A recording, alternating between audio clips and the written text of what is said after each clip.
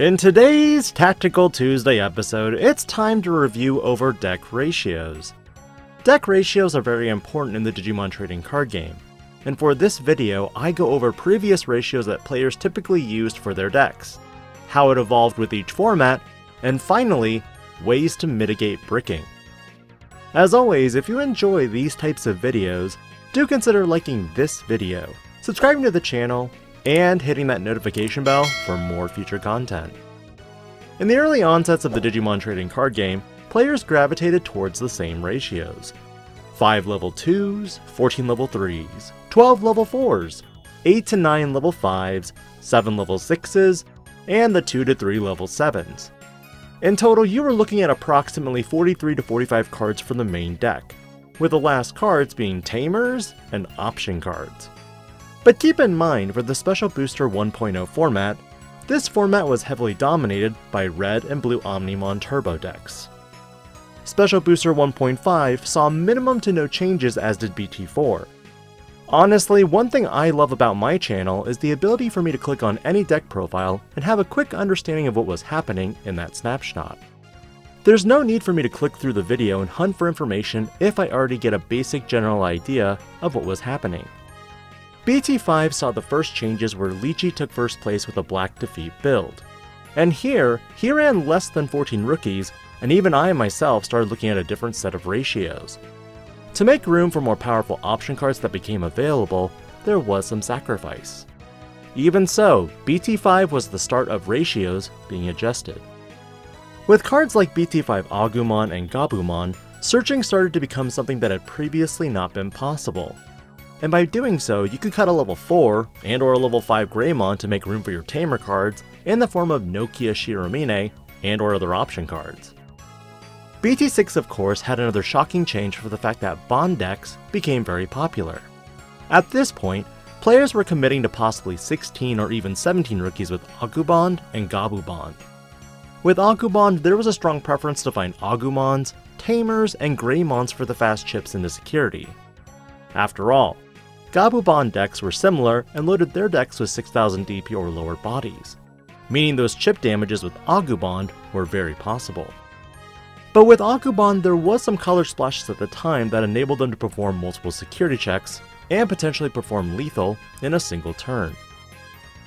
Because these decks were so popular, many cards topped out at their level 4s, running low level 5s or 6s, and having the 4 bonds do all the heavy lifting. BT7 is where Bandai really shook up the format with hybrids. Suddenly it wasn't just red and blue that had hybrids but every color as well. But not only that, Bandai introduced mulligans and side decks for player testing.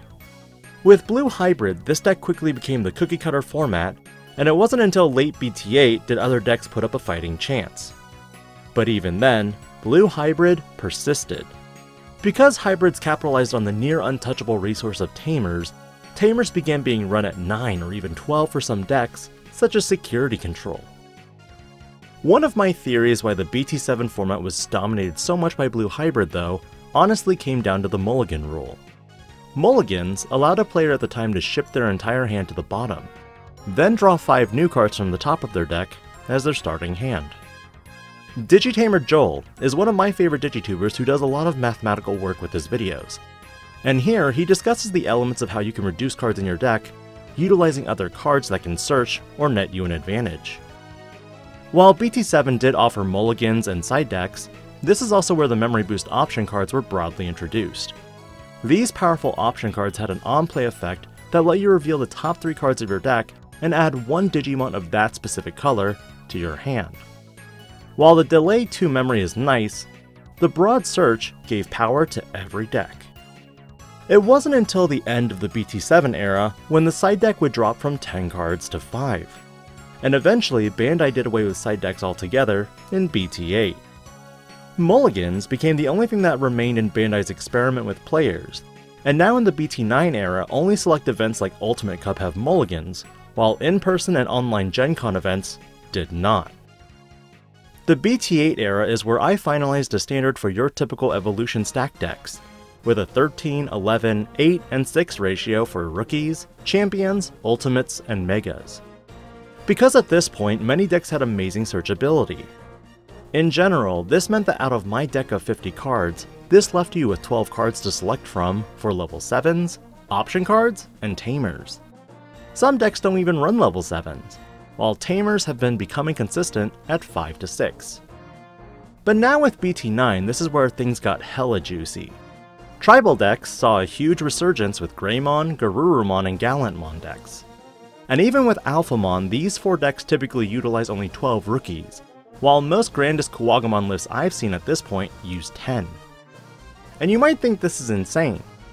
But again with BT9, there's been a huge increase in cards for searchability. Besides memory boost, Cool Boy can easily nab X-Antibody equivalent rookies for a lowly 2 memory cost if you happen to reveal them.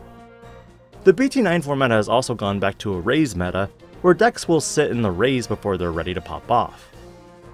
This will be one of my shorter episodes in the discussion of deck ratios, but I still affirm to the 13 level 3s, 11 level 4s, 8 to 9 level 5s, and 6 to 7 level 6s. But each deck is different, and these ratios can also be affected by your particular playstyle. What are your thoughts on deck ratios moving forward? Do you see yourself having to run the minimum 14 rookies to even see it, now that mulligans are for the most part gone? Do you think 10 is an insanely low number for rookies, or even 12? Do you think memory boosts are a waste of a turn to find that rookie, or do you think that extra 2 memory later will come in clutch? Let me know your thoughts on this matter in the comments below. But again, it was fascinating to see the progression of ratios from Special Booster 1.0 to now. This is Digi-Panda, logging out.